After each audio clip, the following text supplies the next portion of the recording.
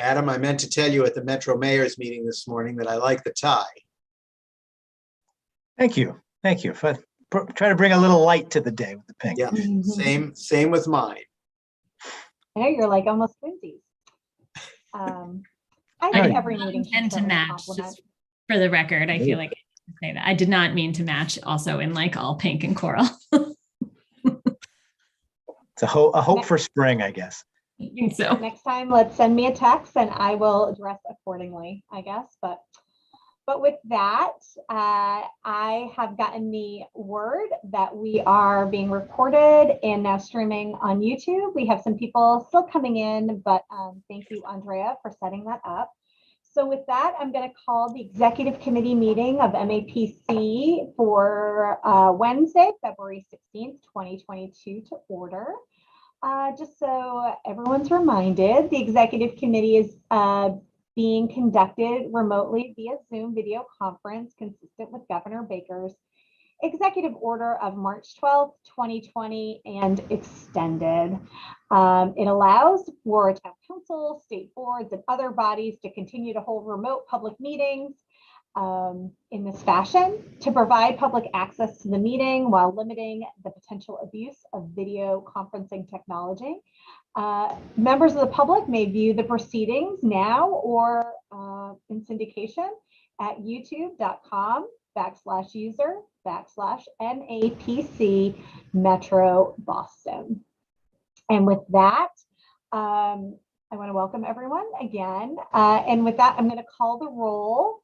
I've got a lot of documents open on my screens today, so I appreciate your patience in advance.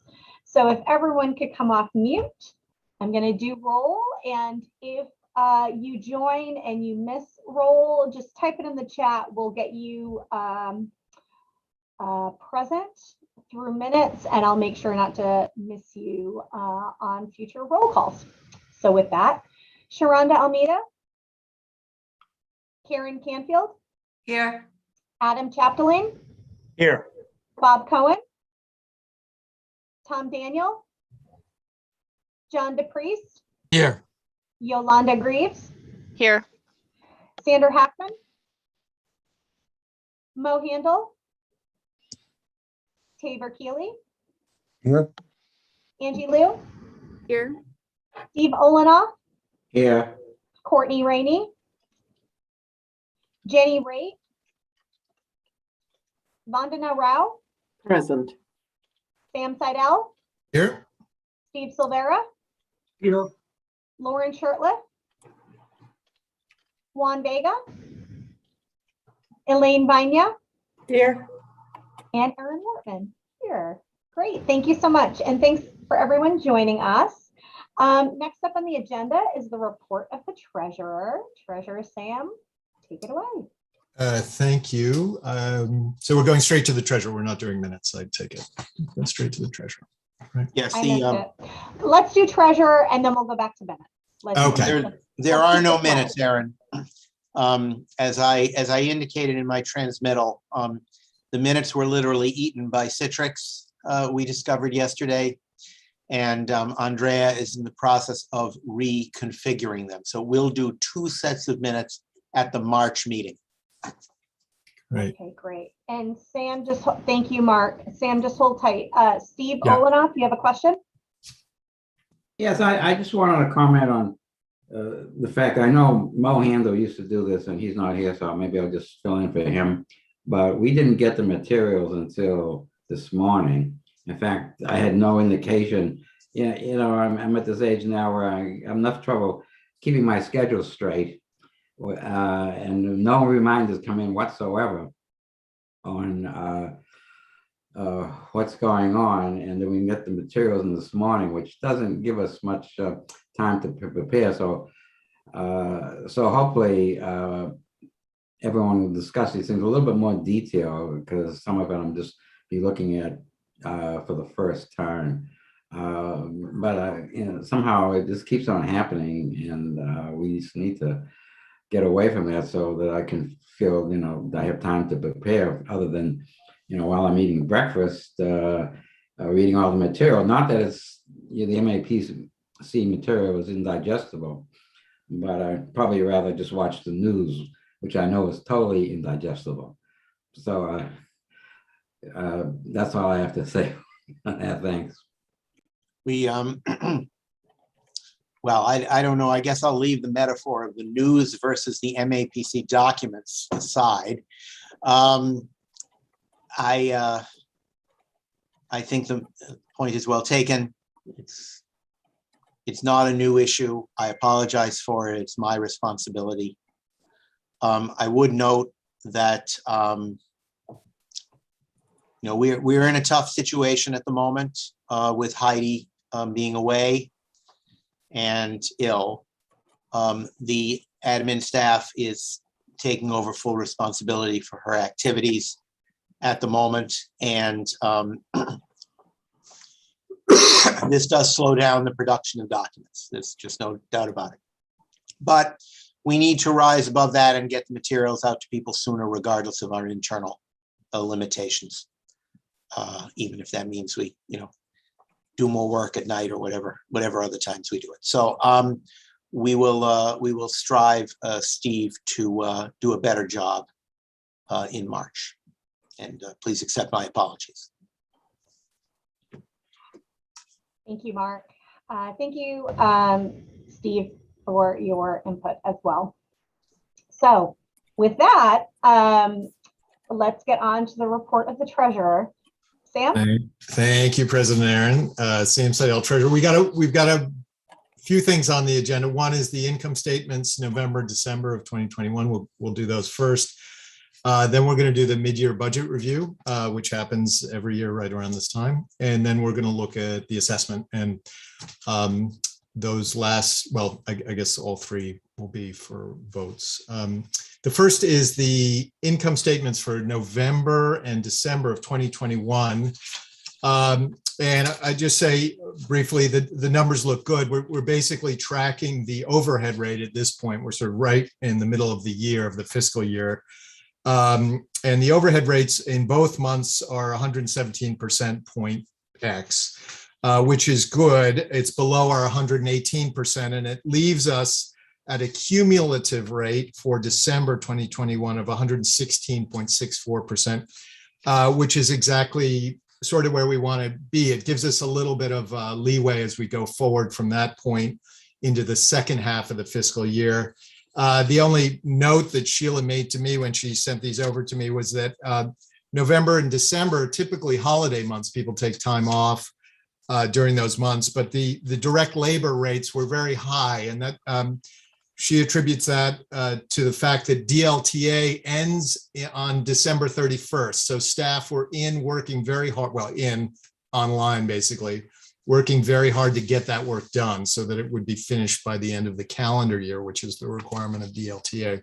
But other than that, the numbers look good, and it gets us right to the middle of this fiscal year. And any comments, questions, thoughts at this point? And Sam, feel free to call on anyone if anyone wishes to be called on. Sure. I'm just scanning across. I don't know if I'm missing somebody, but I don't see anybody. With that, I would entertain a motion to accept the treasurer's report on the income statements. Sorry, I'm going to ask a procedural question now. Just remind me.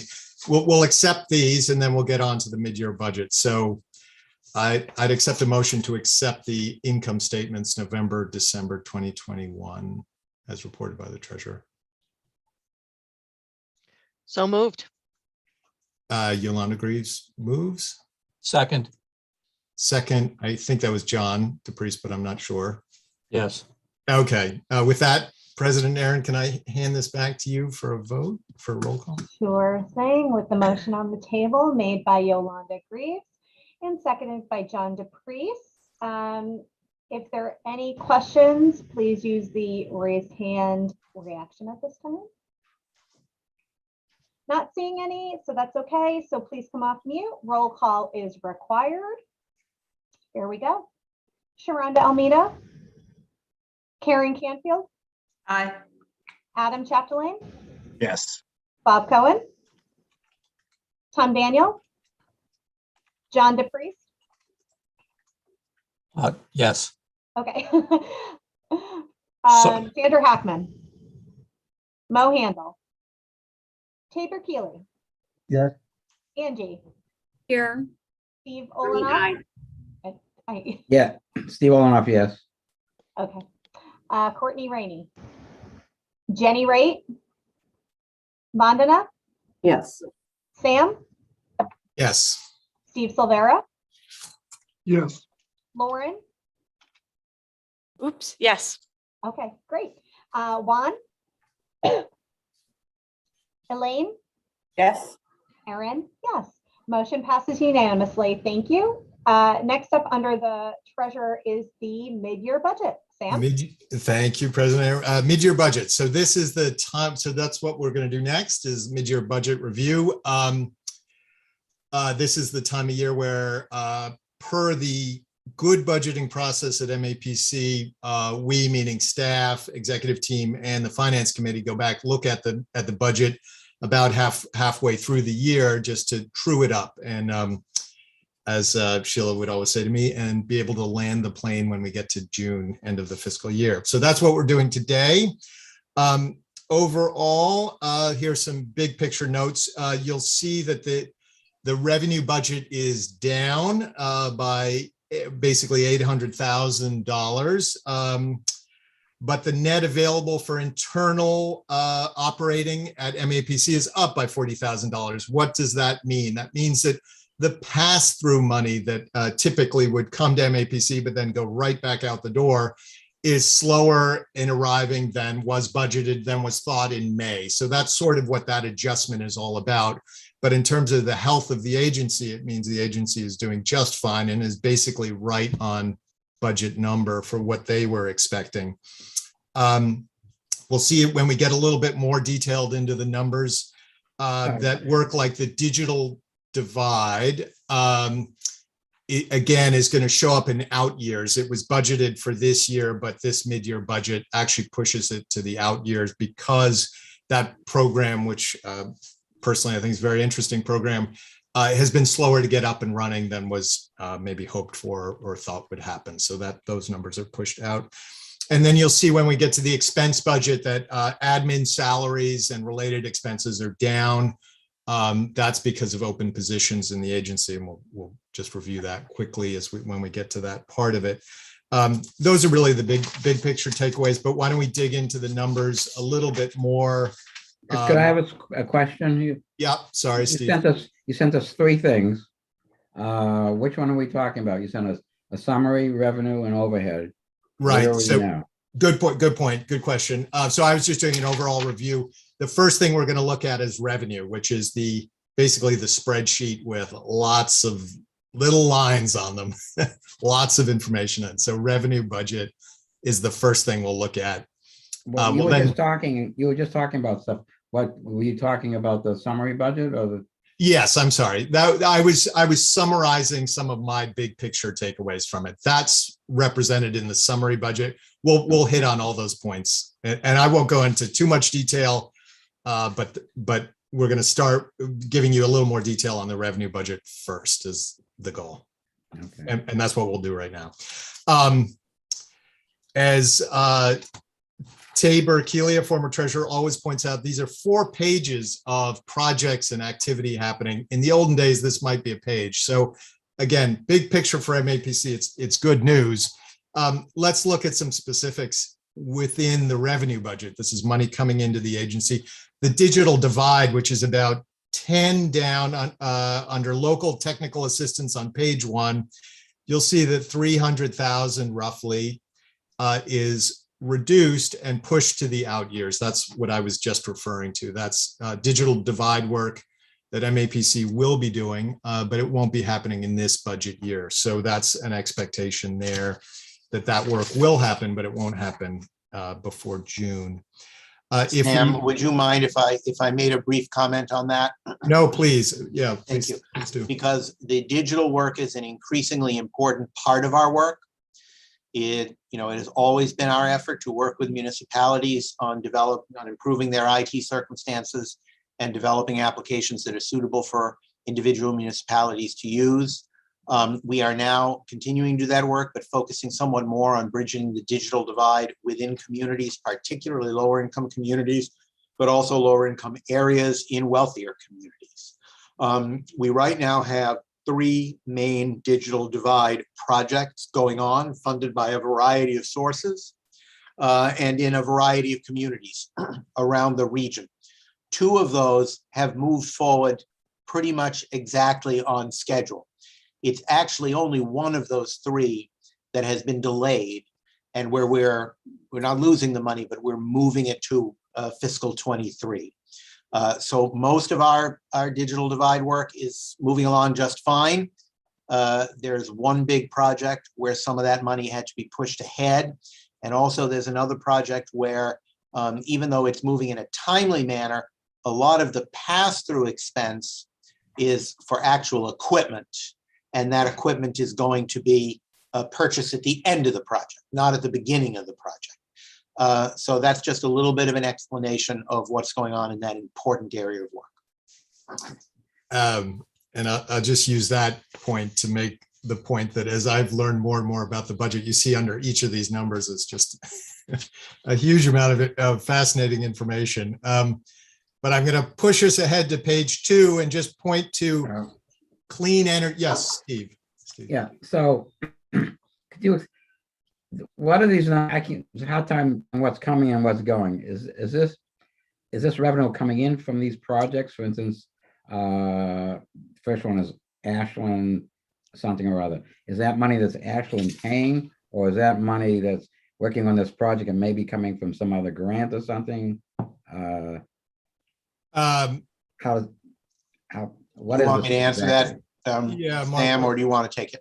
No, I think why don't you'll speak with greater detail about it. In every project, Steve, money can be coming from a variety of sources.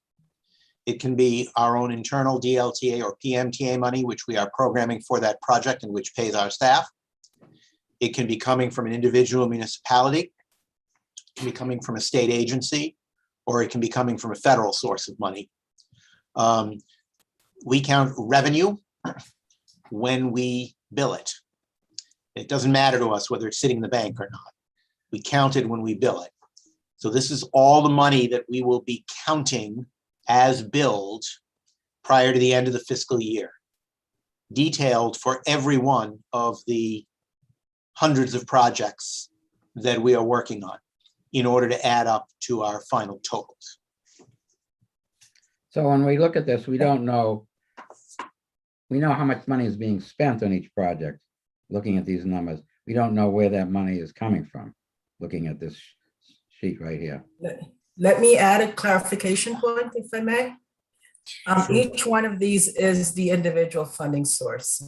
So as you mentioned, Ashland, that's a contract that we have with Ashland for the HPP and IZ 2020 project. This would not be the only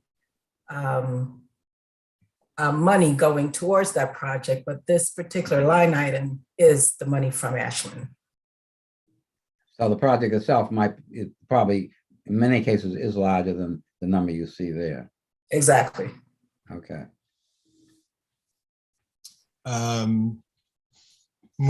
Pressing on to, is that okay? It's all right? And that makes sense now. Thank you. Okay, great. And thanks to everybody for their detail.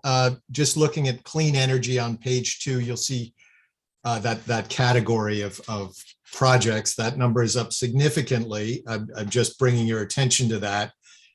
Some large projects in there, Wayland, Melrose, and then Mass CEC, which you'll see that, and I didn't make the point to say the first column is the project name. The second column is what was budgeted in May, and then the third column is the increase or decrease. And you'll see in that number, and Mass CEC, there's a whole set of projects that weren't even budgeted in May that are now showing up in the budget as work that has shown up since the initial work was done back in May. So just to make a point there,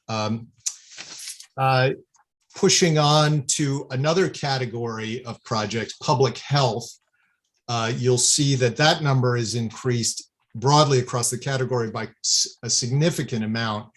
And largely speaking, that's about COVID work. Mark, were you going to say something? No. Oh, sorry. Okay. That's about COVID work, right? The COVID work continues. MAPC has been instrumental both in working with individual communities and also regionally. And people have appreciated that and come back to MAPC for more work requests. The biggest number to draw to your attention in public safety, you'll see that broadly in that category, that number is way down. That's in relation to the Homeland Security funding that came out of the federal FY20 allocation.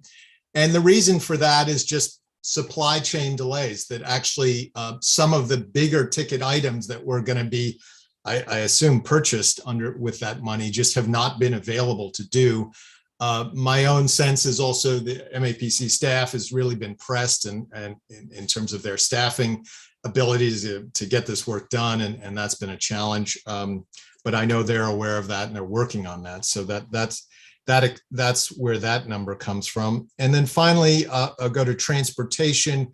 You'll see that number is up broadly in that category by quite a lot. And if you look specifically, you'll see that the taxi program, that again is a rather interesting concept, has been funded to the tune of an additional $1.2 million since the original budget was drafted back in May. So that's new money that is showing up in this budget at this time, and explains the transportation money. And then finally, under foundations, that number is down, broadly speaking, across foundations as revenue, but that is a result, in my understanding, my read of it, is that MAPC is so busy with the work that has really hard deadlines that they have to get all that work done first. And then they will go back out to the foundations, I assume renegotiate that time that the foundation work will happen. And that explains the reduction in revenue in this year. You'll see that revenue actually gets pushed to the out years. Foundations, broadly speaking, like working with MAPC, they want to continue that work. But that work will happen in the out years and not in this revenue year. Finally, I'll just point to in other grants, this is the bottom of page 4, that final section, there was an MIT National Science Foundation grant budgeted at $300,000 in the original budget. That grant is not going to happen. That's just not going to happen this year. So that's been removed as a revenue source in this year's revenue budget. It's a little unusual. It's a little unusual for us to overestimate something in the beginning. We're usually very, very conservative, but I think we estimated that NSF grant would come through. And although we made it through the first round, we did not make it through the second round of the grant review process. Although I'm sure I am not the only person on this call who has had Joe Ferreira as a professor, and he's not going to, I don't think this is the last time he's going to bug the NSF. So we may be back on board in a future round.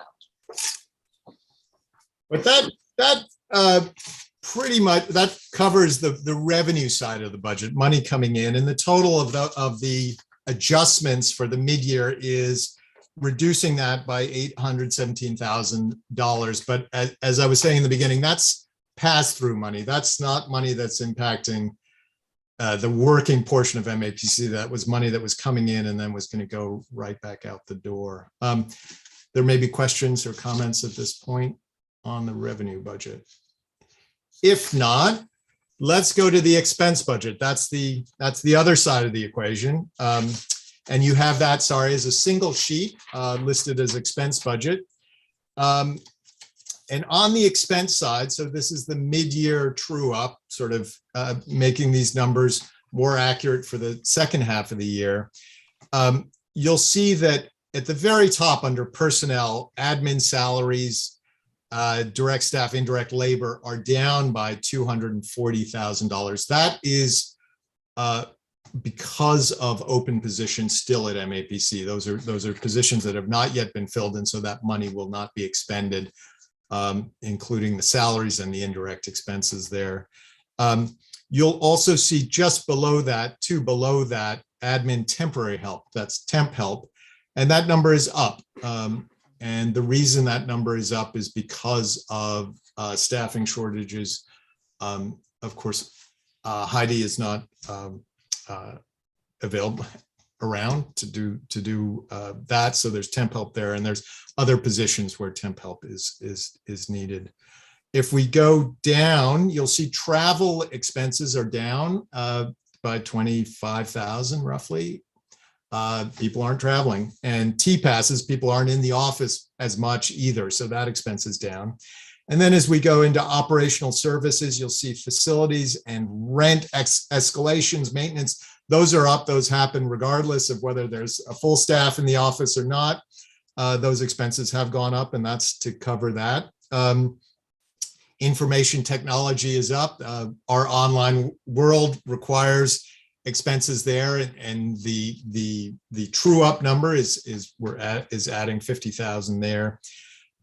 Recruiting and personnel services. This is to get a recruiter on board to help with some of the major hiring decisions coming up, and that number is up. And then finally, in that category, you'll see legal fees are up. And I guess all I'll say there is that MAPC is a named party in a procurement litigation situation that's going on right now. So that's why legal fees are up. Finally, I'll just note in other expenses, compensation consultant. It's my understanding MAPC wants to do a salary survey. I think they did this a few years ago, but I think in the effort to maintain competitiveness, they want to do this again. And then they also are about to kick off strategic planning and DEI work, and that's also going to bring in a consultant there. And you see that number at 50,000. When you net all this out, you see an adjustment upwards of $32,000 of additional expenses than what was predicted in the beginning of the year. Again, those numbers are pretty accurate. That's pretty close to what they thought. And that covers the expense side of the budget. I'd entertain any questions or comments at this point. I see Karen has a question. Karen? Karen. Hi, thank you. The numbers kind of answer this question, but I wonder if, I don't know, Mark or Lizzie wanted to just spend a little bit of time just outlining the recruitment holes, and to obviously there's anticipation those will be filled and that will be in the expenses, but it's just a projection. How obviously with bringing in the resources, and I've seen all of the postings, how you doing? Well, we're working hard. Some of us are doing multiple jobs. I think Lizzie has about 3 jobs at the moment. Sheila always has 2 jobs, at least judging from the times of day when I tend to receive emails from her. We've lost some junior staff, and we've lost a small number of more senior staff. I think there are many reasons for it, but most of them are societal. And we've gone back out into the market to fill those positions. We filled the vast majority of open positions, but I generally have the perspective, which I've shared with my previous deputies, Lizzie now and Rebecca and Joelle, that you take a few extra months to hire the best person if that's what's necessary. You don't jump and hire someone that you're kind of confident with, but not 100% sure, because we expect to have the best talent at MAPC. So that leaves some positions open, and it has not resulted in any diminution of contracts, as Sam's presentation of the revenue budget indicates. Another interesting indication is, we moved to DocuSign, like so many of you did, in March of 2020. And yesterday I crossed my 600th contract that I have signed since March of 2020. There is a lot of work that people want us to do, sometimes which we fund with our own resources, but more frequently, which they fund or which we pursue a grant jointly from the state.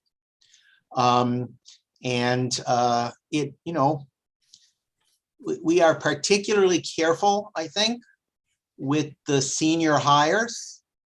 Right now, obviously we have Lizzie as our first deputy director. We are in the midst of the process for hiring second deputy director for planning and sustainability. We have some great candidates, but that process is going to take a little time. And we are not going to hire the third deputy director. We're not going to post a third deputy director for administration until calendar year 23. So we will see that budget before with that position in it, before we move to 3 deputy directors, because those are heavily overhead positions. And while we need them, we need to proceed with due financial caution in that regard. Great, thanks, Mark. Tabor, I see. Is that good, Karen? I saw the thumbs up. All right. Oh, 2 thumbs up. Oh, thank you. All right, Tabor, and then Steve Olenoff, you're on deck. I just wanted to make a quick comment on the totality of the finances here, and remind people that if at the very bottom of the 4th page, you see the difference between now and last May when we first put this budget together, we're only $36,000 off, and I think that's a record. That's the smallest amount that we've had in my recollection ever. So this is remarkable. It may just be luck, but I think it's more of the hard work on Sheila's part and the rest of the staff getting things done. So I just want to commend everybody. Thank you. Thanks, Tabor. I don't think financial success can ever be luck, but so. All right, Steve Olenoff, you have a question? So building on my previous question there, and that is a very impressive list of projects that MAPC is working on. It's just incredible, all the things that you're doing. But so if we wanted a list of every project, just what the projects are and what the total budget is, the source of all the monies that make up for that project, and then where it is, percentage completed and things like that. Do we have such a list that we can see and would be available on a regular basis?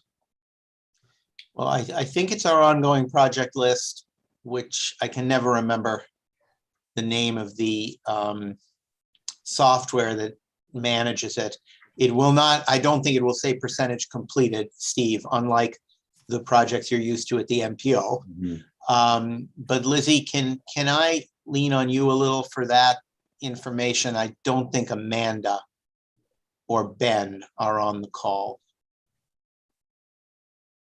Sorry, my internet is being wonky and I actually just missed, I had to switch Wi-Fi. I missed what the crux of the question was. I'm so sorry. Where is a list of projects that in real time any board member could look at to see what MAPC is working on? So we do have, thank you. We do have the Airtable, which essentially, it's like sort of a data dashboard. Actually, and Angela just reminded me, Ben does manage that.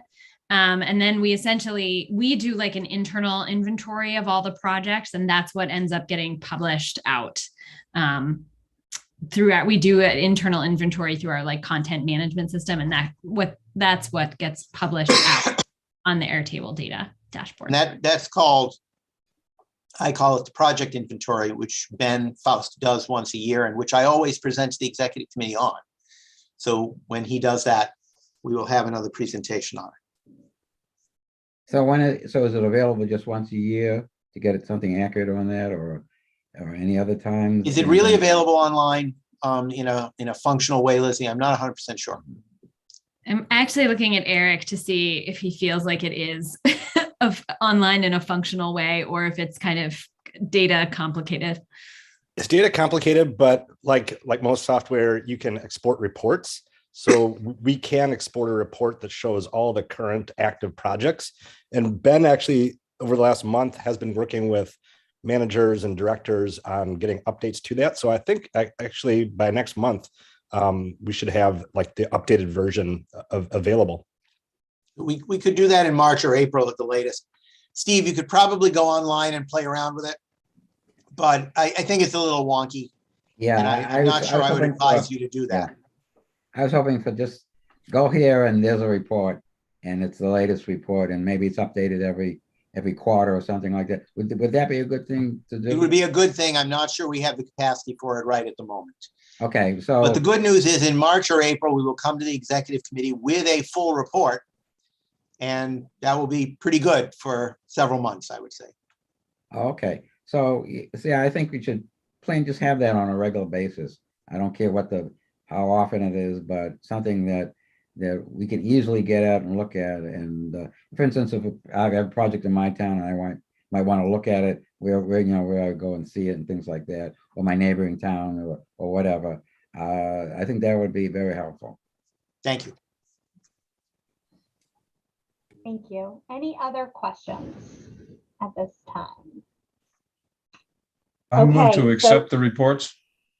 So I have a motion that I think, Tabor, you'd like to move.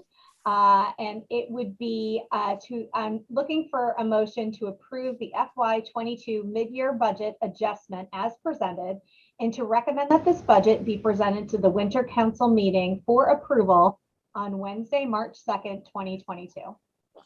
So moved. Motion made by Tabor. Is there a second? Second. All right, thank you, Karen. Don't all jump at once, everyone. All right, so there is a motion before us. So if everyone could come off mute.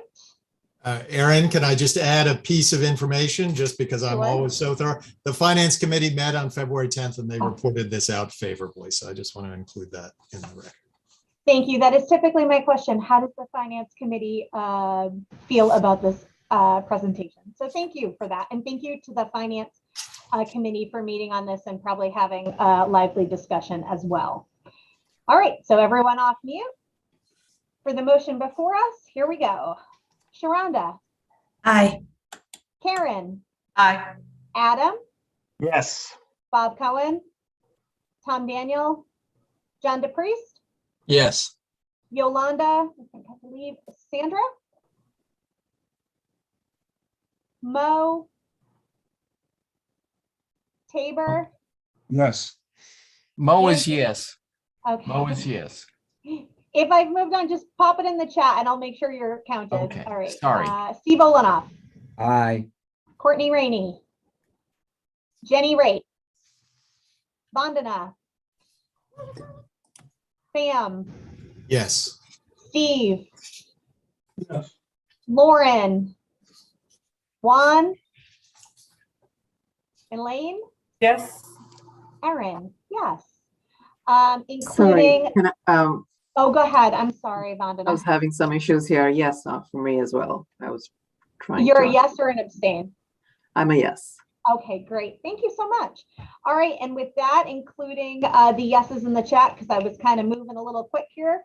And obviously all our internets are very unstable today. That motion carries unanimously. So thank you for that. And just a reminder, that'll be before us as a larger group on March 2nd. So next up is the review and approval of the FY23 assessment. Sam. Yes, thank you. So this is the last item from the treasurer's report, and this is the FY23 assessment. It's an annual thing. It includes the 2.5% increase. And we do it every year. The assessment dollars are the most flexible dollars for MAPC and allow them to immediately address issues that arise. Beyond that, I think you're aware of what the assessment is, and are there any comments or questions at this point? If not, and I don't know if I'm not seeing any, there is a motion that we received, and that is, and I'm looking for it. I have it. I have Yes, it, Sam. why don't I So hand it over to you? If there are no questions or comments at this time, I am seeking a motion to approve the FY23 assessment as presented and to recommend that this assessment increase be presented to the Winter Council meeting for approval on Wednesday, March 2nd, 2022. So moved. Second. Motion made by John DePriest and second made by Sharonda Almeida. And Aaron, I'll just report out, the Finance Committee reported this out favorably as well on that day. Thank you. I'm sorry for not asking that. I'm just so excited to make this vote. All right, any questions otherwise? Not seeing any. So thank you for that. All right, everyone come off mute, please.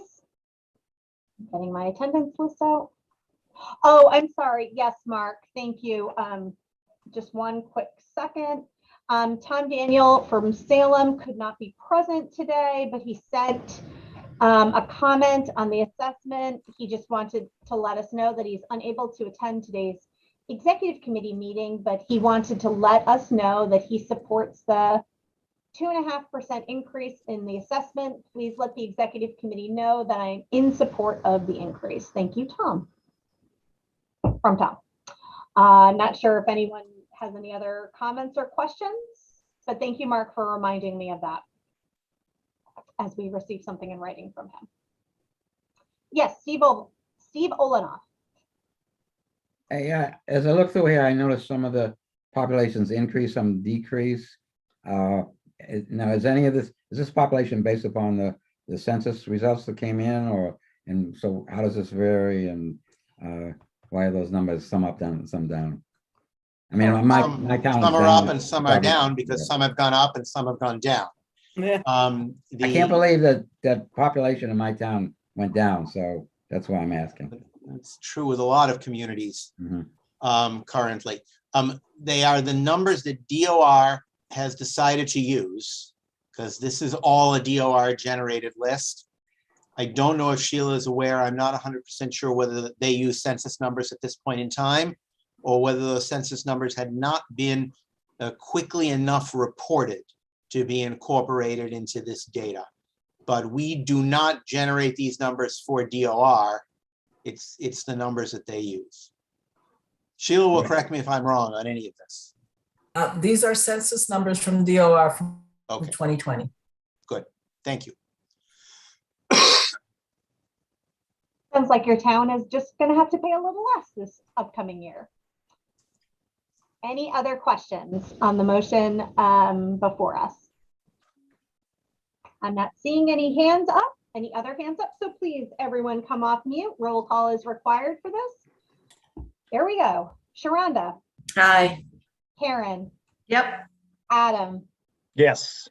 Bob Cohen, Tom Daniel, John DePriest, Yes.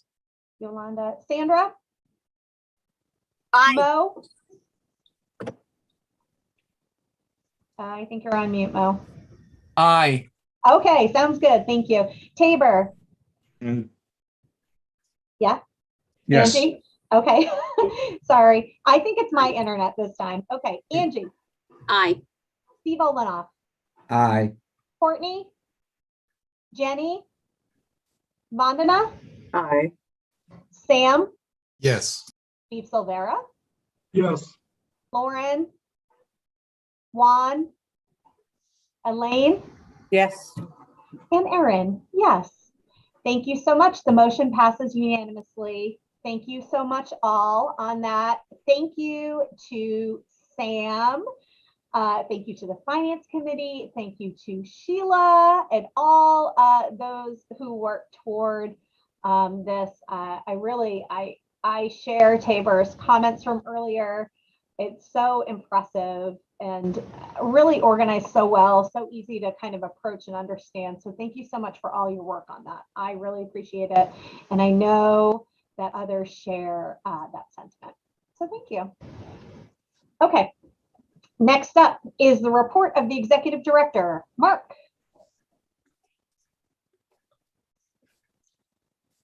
Hi, sorry about that. I was just checking to see if I was on mute.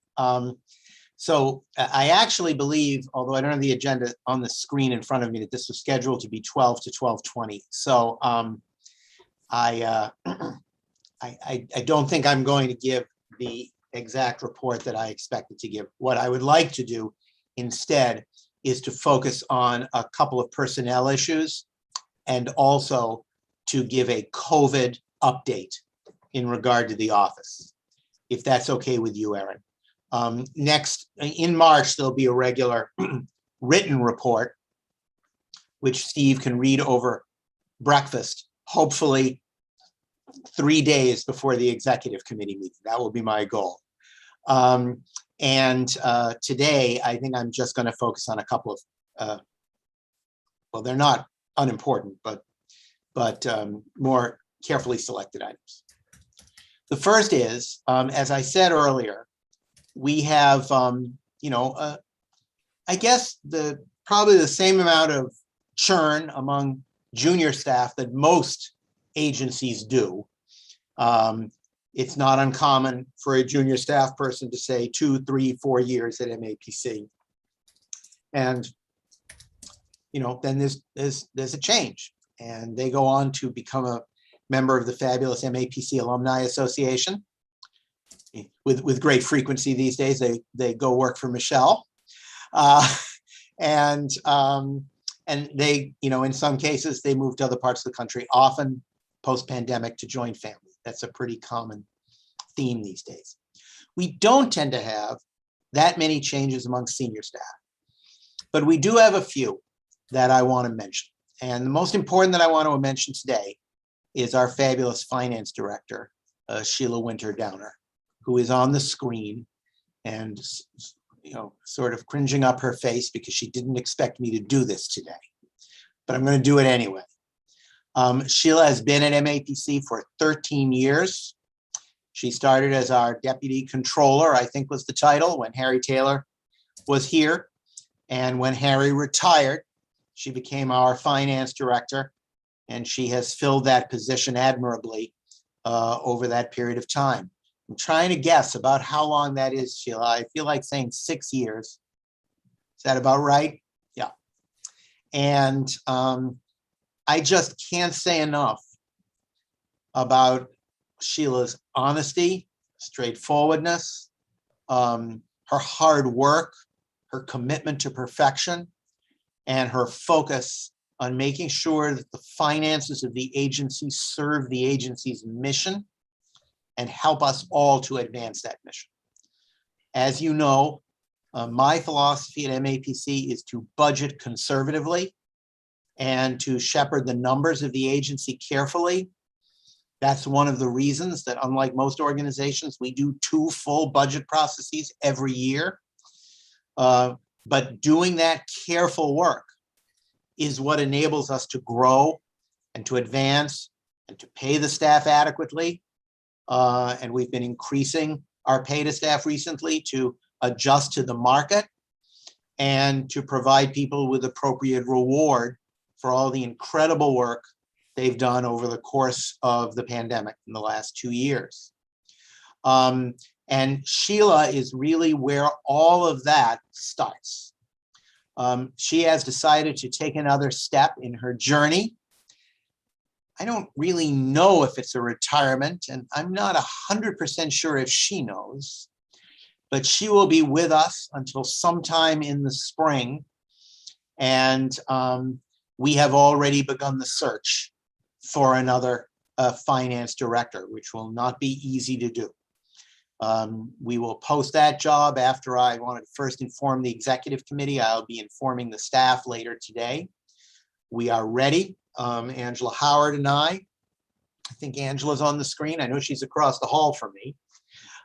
We are ready with a new posting to pursue a permanent finance director for MAPC.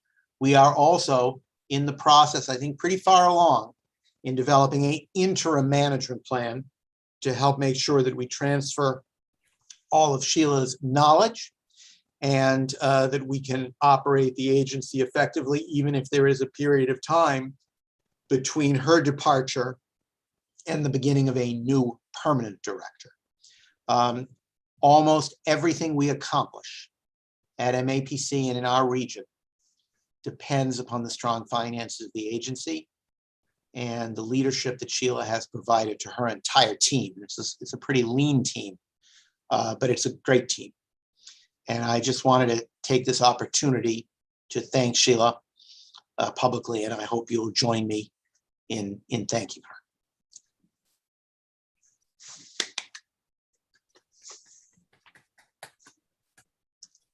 I also wanted to announce today, and I'll be announcing this to the staff, that another senior member of our staff, Ann Herbst, in the Environment Department, who is a principal planner, who has been with us now for, I want to say 8, maybe 10 years, and a co-neighborhood resident of mine in Roslindale, has decided to retire.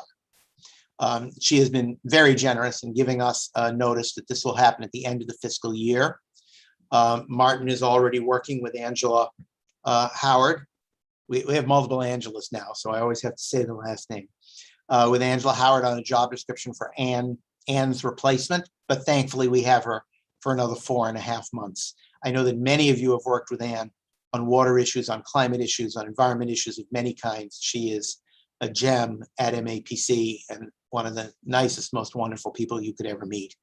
And we're going to miss her. I know we're going to get great people in the environment field. We always get lots of good applicants in that field. And we'll be looking forward to that as much as we're going to miss Ann. I did want to tell you, and I think I mentioned before, the search for Deputy Executive Director for Planning and Sustainability is going well. We have lots of applicants. We are moving forward with that process. Angela Howard and Lizzie are the 2 people assisting me with that process on a daily basis. In terms of COVID issues at the office, we have been closed since about a week before Christmas. Like many organizations, even though we were open voluntarily, we closed during the Omicron surge.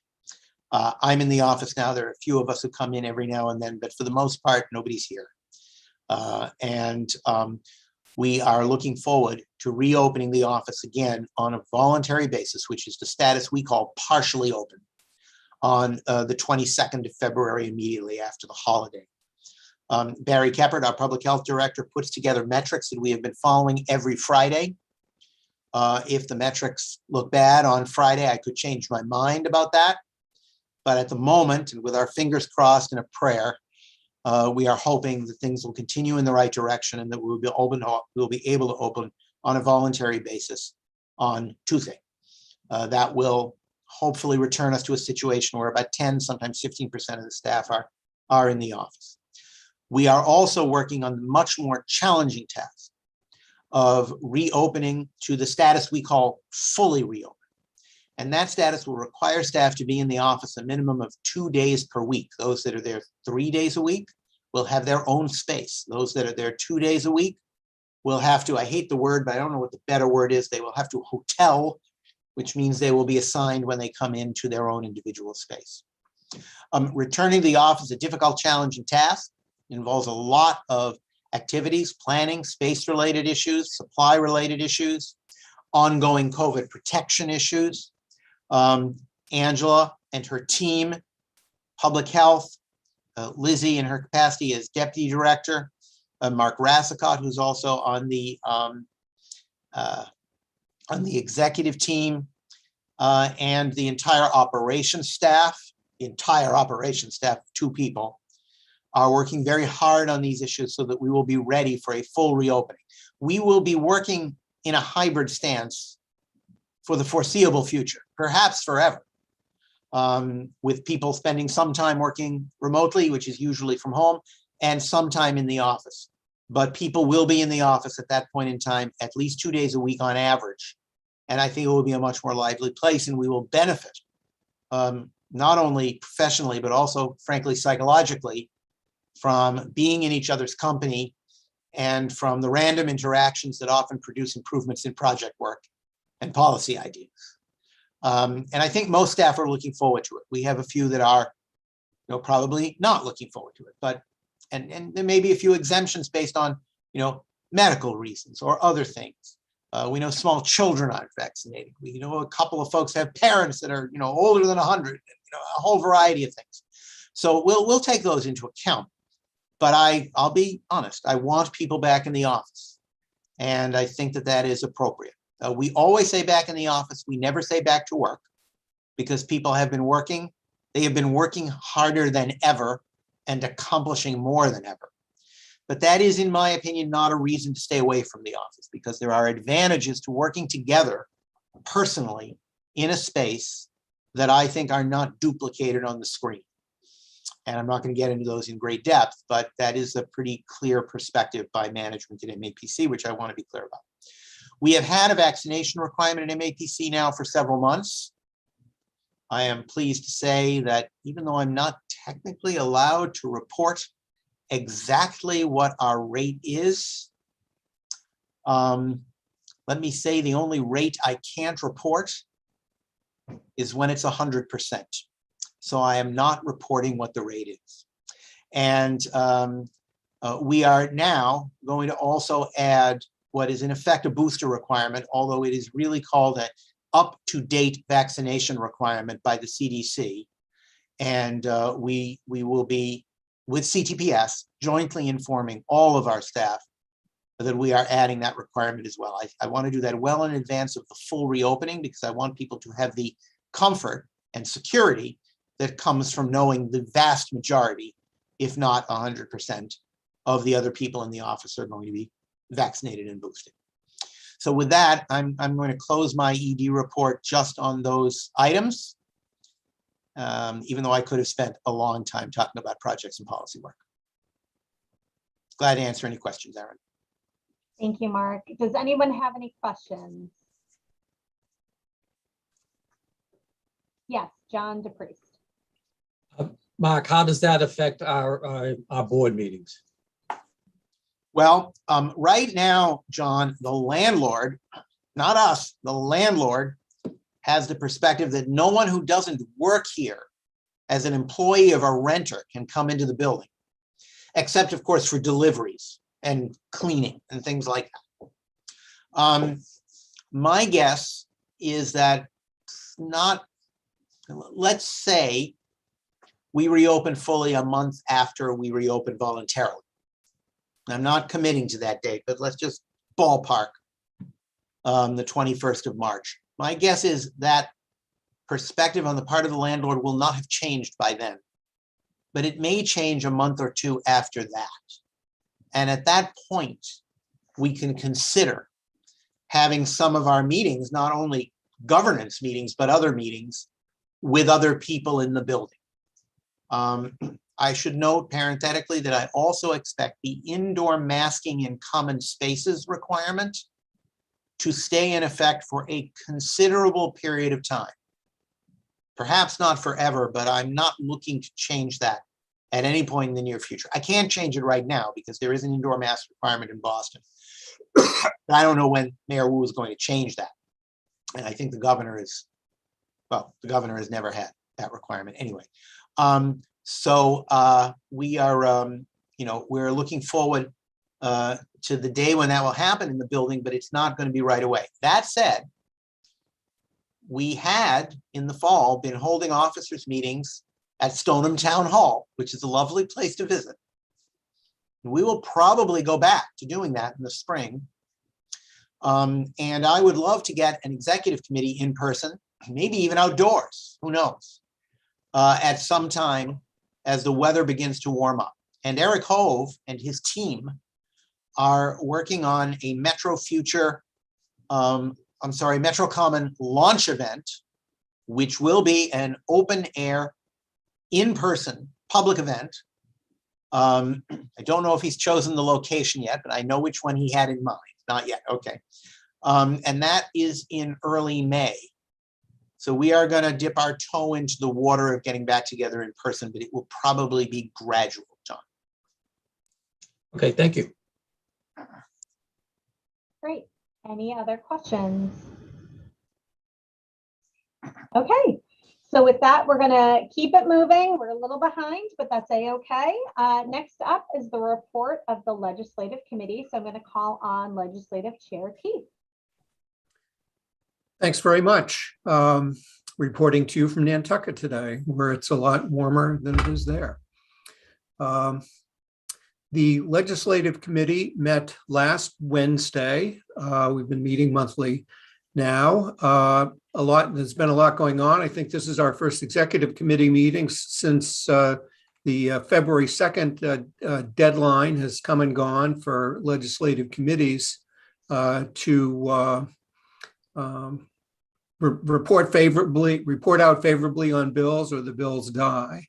And I know that a number of them that we're particularly interested in haven't died, but they've been miraculously extended to May 9th or other later dates. So we're going to continue to follow all of that. The items that you're going to be asked to vote on today regarding legislation related to gas leaks. And just so you'll know, the Legislative Committee did vote to recommend that the Executive Committee favorably act upon those matters. And with that, I will turn it over to, I'm trying to see who turned their microphone on now, and I'll turn it over to Lizzie Wyatt. Thank you. Thanks, Keith. I'm actually going to turn it right back over to Leah to give the updates on what's happening inside the building and kind of run through these two pieces of legislation. I just wanted to note, there's a lot of discussion right now on issues of climate moving inside the State House. And so the bills that are before you today are actually ultimately part of a much longer conversation, some of which we've had around this table before, and some of which is kind of new and evolving. So we had a very robust legislative committee meeting, which Leah will go into greater detail on. And we're really hoping to get your support on these pieces of legislation today. And with that, I will turn it to Leah. Thanks, Lizzie. So I'll start with doing a little bit of like where we stand in the legislative session and some of those updates that Keith alluded to. Earlier this month, the legislature passed the Joint Rule 10 deadline, that deadline by which all bills that were timely filed, they've all had a hearing, and committees had to report favorably or unfavorably or continue or offer themselves an extension on their deadline to keep working and keep looking at the bill. And there were a number of decisions we were really excited to see. And I'll walk through a couple of those briefly now, and there will be lots more information on our Twitter feed. We're trying to do a better job of really talking about these bills and weighing in with our coalition partners as we're excited to see these bills progress. So the first is the SAFE 2.0 proposal, the statewide accelerated public health for every community proposal that we've really been working in a large coalition about. And that was favorably reported by the Joint Committee for Public Health. So that now moves to another committee for review, but that is on its journey. We've also been working really closely with the Driving Families Forward Coalition. And Matt has really led the effort of a municipal sign-on letter, which many communities are on this call supported. And that is a bill that would enable all Massachusetts residents to apply for a standard driver's license, regardless of immigration status. And the House is going to be taking up that bill like today, like probably as soon as we're off of our call, we'll be hopping to listen to the House session, which is really exciting. And I think that moved in part because of a lot of the support that has been coming from municipal leaders. So huge thank you for the support of this executive committee for weighing in on that piece of legislation this session. Public banking is also was granted an extension. So that's still under review by the Financial Services Committee. And then legislation to decarbonize buildings that Senator Lewis and Representative Moschino filed on behalf with language that Mapc recommended this session has been extended. So that continues to be in the mix of looking at what does a decarbonized built environment look like, and how do we get to that in an equitable way. The other piece that I just want to raise up, it's pending but not in a normal way, is the status of the ability for communities to hold remote meetings. Since we last met, the legislature offered an extension. Originally, those provisions for municipal meetings to be held remotely was going to expire this spring. And actually the ability for representative town meetings to hold their town meetings remotely had expired back in December. And both of those were extended through the middle of June middle of July of this year. So we are continuing conversations with our legislative partners about how those remote options have been beneficial to many of our communities and the interest in exploring that longer term solution rather than short-term extensions. So we will continue to keep you apprised of those discussions and opportunities to weigh in with legislators. We are so grateful that they extended it through the summer and are hopeful that we can continue that conversation about a longer term opportunity for communities to have that choice. Again, it's not a requirement, it's a municipal choice. So that's kind of our legislative session update. Again, we are barreling towards the end of session with legislators required to finish their work by their own rules by the end of July, which feels far away, but also feels very, very close for me.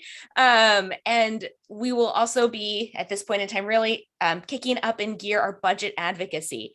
So when we talked last month, the governor had just released his proposed budget that included level funding for DLTA and Shannon programs that are our key line items that we watch here at MAPC. We are interested in pursuing increases to both of those line items.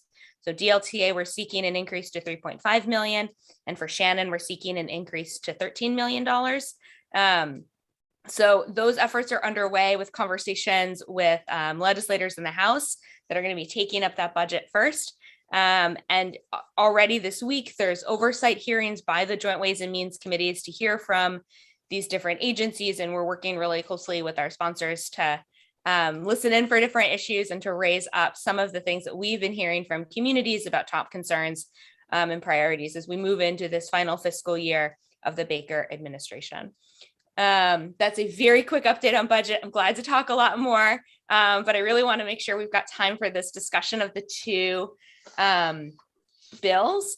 And actually, before we do, I realized we just wanted to flag there is a webinar that MAPC is hosting later this week on the ARPA final rule that Kasha has really been leading up. We've been hearing lots of questions from communities about that federal piece. It's becoming a bigger part of our work and the government affairs team. So want to direct you to that, encourage you to attend, encourage you to share with others. We're excited to help get this information out. Okay, so with that, I'm going to switch to the memo that you guys received, and I'm going to walk through it a little bit. First, talking a little bit about MAPC's work in working with the gas utilities in our communities, and then a little bit about each of the two bills that the Legislative Committee did favorably report. So Massachusetts has some of the oldest infrastructure on gas in the country, which gives us a lot of opportunities and a lot of history of working with utilities. At MAPC, back in 2014 was when we really started looking at this issue in recent history in earnest, partnering with the Home Energy Efficiency Team, HEAT. And we've been awarded a number of different grants from US Department of Transportation to do technical assistance and research on this topic. We released a report fixing our pipes that really looked at the coordination of gas pipe replacement. That was back in 2016. And then in more recent years, we've been co-facilitators of the Multi-Town Gas Leaks Initiative, which is a number of communities in National Grid territory coming together to talk about how to work to address issues of logistics and challenges and opportunities for how to work with that particular utility that serves many of the communities in our region. At the same time that we've been having all of these conversations about coordination and communication, the number of gas leaks in the Commonwealth hasn't really decreased much. And there's growing concern about the health impacts of methane in particular that is leaking from these pipes. There's a quote in the summary that you guys got that I'll just lift up, that the cost of replacing gas infrastructure is higher than anticipated, and that the burning of gas in our homes, there's new reports out, I think there's one in NPR even just last week, about how the burning of gas in our homes is proving to be negative for health impacts. So lots of research is emerging about what is happening with this particular fossil fuel that is so integral to heating many of the homes in our region. So we're at a bit of an inflection point.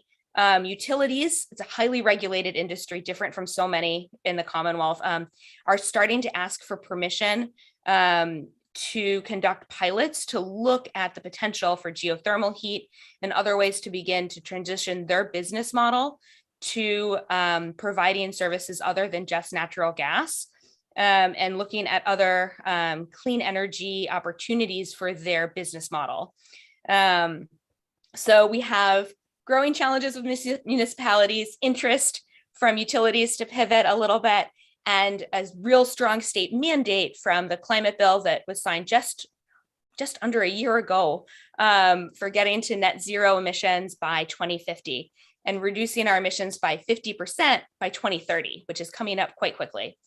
So with all that in mind, there's two bills particularly related to the gas utility infrastructure that we wanted to bring to the executive committee. The first is around eliminating gas leaks, often called the gas safety bill. And this bill really, I kind of break it into four pieces. It prioritizes safety and leak repair, which has been a long conversation of municipal priority. It looks at empowering communities in terms of how they relate to DPU, giving different recourse for breaches of gas company obligations, and more power to those municipal leaders and customers at the DPU in interacting with the utilities. It also talks about tree health, which is something that was a bit of a learning curve for me, but I'm very grateful for this opportunity of learning how these gas leaks are impacting our municipal trees, in terms of possibility of payment for those trees when they are harmed by gas leaks, and looking at sort of aligning with our climate target. So that's the piece where looking at how different leaks are graded and what the requirement is for timeliness of fixing those. What counts as timely? How long do gas companies have? So that is the gas safety bill. And I'm going to just quickly describe the other bill, and then we can have some discussion. If there's any clarifying questions I can help address. The future of heat bill really looks to that second question of how are utilities able to transition into providing other services. So what this bill would do is really allow the gas companies to begin to transition their business models, and look particularly at networked geothermal heat. This is a technology that sounds really fantastical, but is happening in other parts of the world, where rather than just having one individual property providing geothermal energy, it connects a number of buildings together to provide a network of geothermal. So you're only going really deep to provide that geothermal heat source in a couple of unique locations, and sharing that wealth of that heat in the winter and ability to pull the heat away in the summer to provide cooling technology. It changes some of the incentive structure too for utilities to really target those priorities that we see in the Commonwealth of really making those long-term repairs rather than just replacing pipes, and changes some of the financial incentives. And also very important to our very strong focus in Metro Common around equity is it focuses on the workers and making sure that those that have been in this industry are able to receive training and be prepared for jobs in the new sectors that are going to be opening up. We want to make sure that as best as possible, we're creating opportunities. I'll pause there. There's a little more in these bills. These are all bills that are being advanced in coalition, that have been really strong. Heat, Mothers Out Front. I'm trying to think of some of the other groups. I think Acadia is involved with these as well. ELM is involved in a few of them.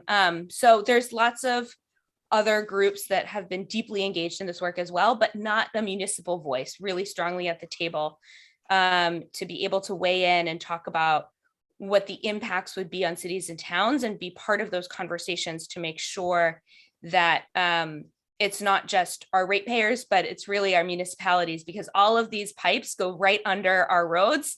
And that coordination piece that MAPC lifted up in the Fixing Our Pipes report from several years ago, you read it today and it reads like it could have been written yesterday. Really working to advance those solutions with our utilities requires, based on these bills and in conversations we've been having, changing the rules and the incentives. So with that, I'm going to pause, and I see Sandra has a hand. Yes. Thanks, Erin. That was an incredible report. I appreciate all your hard work on that. And I just had one question about network geothermal. Is it possible that you can use some of the existing pipelines for that? Because otherwise we're talking about a huge alternative network, right? That's what the pilots are looking at right now.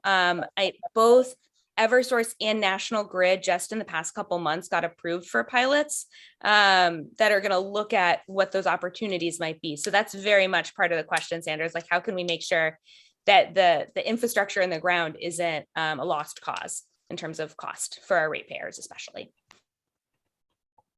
Great. Is that good, Sandra? Okay, great. Mark, you're next.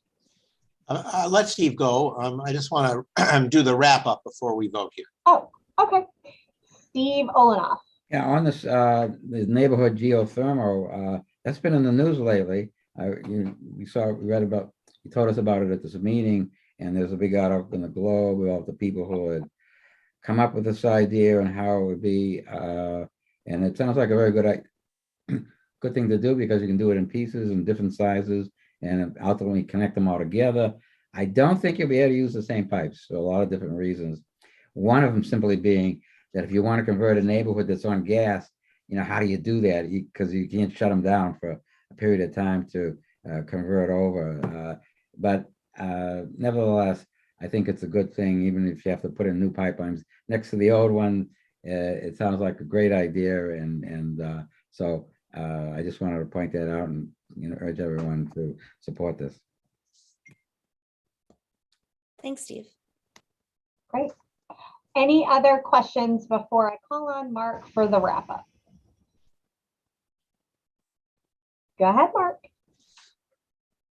Aaron, thank you very much. And thanks to Leah for the detailed memo and report, and for bringing this through legislative committee, which I'm sure Keith would note did vote in support of these two bills.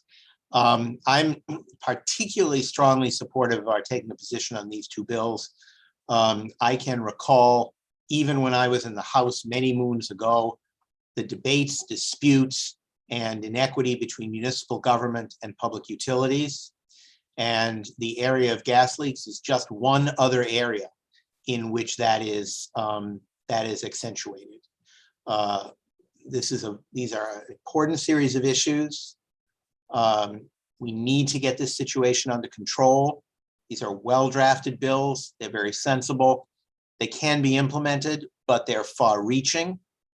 And we don't want to be one step behind. We want to be 2 steps ahead on this stuff. So I really feel that these will help to redress the imbalance between municipal government and utilities while they reduce leaks and upgrade and modernize our system in accordance with the targets that we've all accepted as a Commonwealth. So big thumbs up from me, and I certainly hope the executive committee will allow us to continue this advocacy process going forward.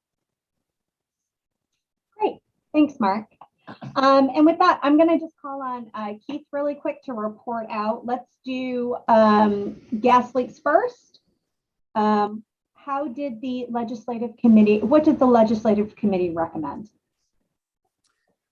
The legislative committee has voted to, we took one vote recommending both of these measures to the executive committee for your support. Thank you, Keith. And if it's okay with everyone then, not seeing too much controversy on this, let's mimic the legislative committee on our vote then. So at this time, I will ask for a motion to accept the recommendation of the legislative committee in regards to the acts for eliminating gas leaks and the act relative to the future of heat in the Commonwealth. So move. Second. Great. So that motion was made by Mo Handel and the second was made by Steve Olenoff. Is there any questions before we proceed with the vote? Not seeing any. If everyone could come off mute, please, for me. Here we go. Sharonda. Aye. Karen. Aye. Adam. Yes. Bob. Tom Daniel. John DePriest. Aye. Yolanda. Sandra. Aye. Mo. Aye. Tabor. Yes. Angie. Aye. Steve Olenoff, Aye. Courtney, Jenny, Vandana, Abstain. Sam Seidel, Aye. Steve Silvera, Lauren, I don't know if she came back yet. Juan, Elaine, Abstain. and Erin. Aye. So that motion passes with 2 abstentions, one from Vandana and one from Elaine. Thank you so much, all. And with that, thank you again to the Legislative Committee. Thank you again to Leah from Government Affairs and all the Government Affairs staff on this. I know it looks very easy when it gets to us, right? All the work happens well beforehand. Buzz, I see your hands up. Go ahead.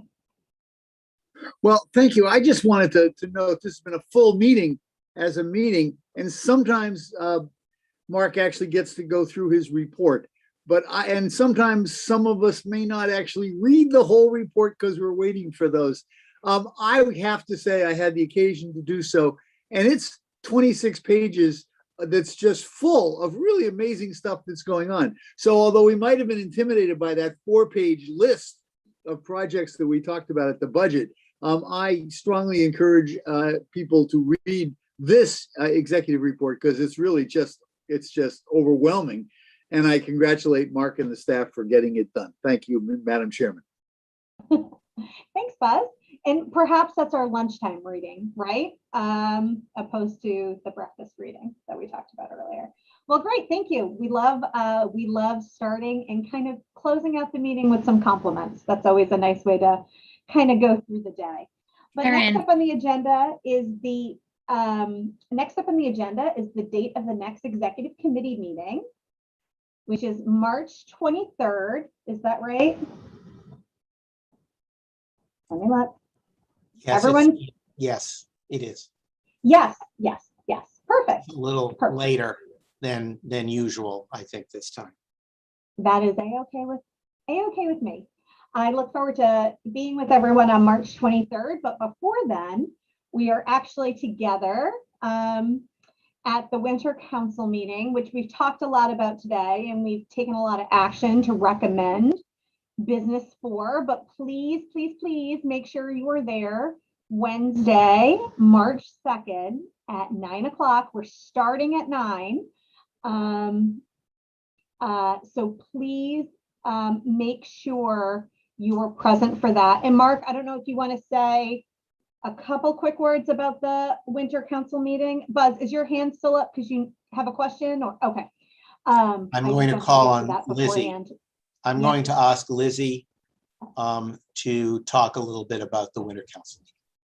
Yes, Lizzie, I'm sorry. Lizzie. No, that's okay. I'm glad to. So the Winter Council meeting is indeed on the 2nd. We have very exciting panel of our newest mayors. And so I think we have 4 out of the 5 mayors confirmed to sit on that panel, including Mayor Wu. And we're really excited to hear from them. This is always like one of my favorite council meetings of all time, because it's just like they're a little more relaxed than when they're on the campaign and they're still really new in the job. It's an exciting time to hear from them. And then we're also going to be giving out the Davidson Award, which is the Mapc staff award that I believe Mark sent an email about it last night. Is that right? I sent the email first to staff. I will send an email to the executive committee today. Great. We're very excited about those awards and the nominations. It's my first time reading the nominations, and they were just lovely and wonderful to read all of the amazing things that my colleagues do at the agency.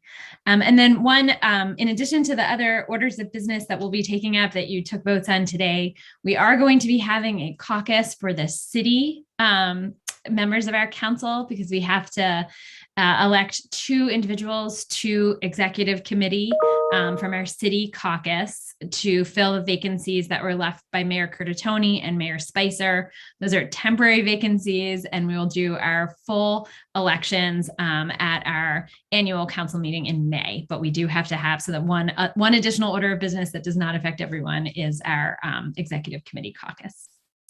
And then I think that's everything. Packed full of fun. And we won't judge what whatever you choose to wear to this casual meeting, as it will be virtual. I look forward to that, and please, the room is going to open, or check-in is going to begin at 8:45. So please, for quorum purposes, try and log on just a couple minutes early. I know other people have other meetings. Mark or Lizzie, is there anything not known at the time of the posting of this agenda that needs to be discussed at this time? The only thing I would say, and it's not new, is just to underline what you just said, Erin, which is to all executive committee members, even those who might have to abstain on certain votes, we need a quorum, and it is difficult to get a quorum in these virtual meetings. You know, I don't serve any food, so it makes it difficult to get people there.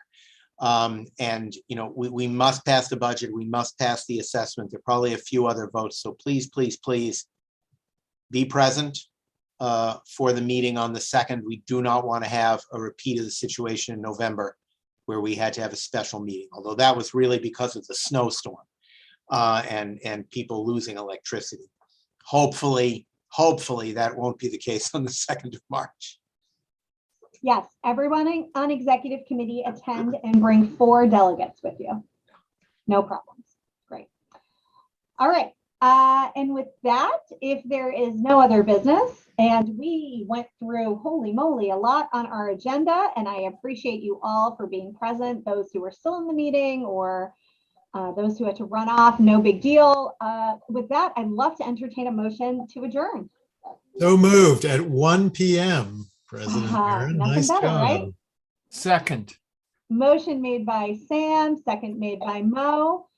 Any questions, comments, or concerns? Not seeing any. That's great. So please come off mute so we can do the roll call. Sharonda? Aye. Karen? Yes. Adam? Yes. Bob? Tom? John DePriest? Yes. Yolanda? Sandra? Yes. Mo? Yes. Tabor? Yes. Angie? Steve Olenoff? Aye. Courtney? Jenny? Vandana? Sam? Yes. Steve Silvera? Lauren? Juan? Elaine? Yes. And Erin? Aye. Motion carried. Meeting is adjourned at 1 o'clock on the dot. So thank you all. Have a great rest of your day and stay healthy. Thank See you, you Erin. next, Bye.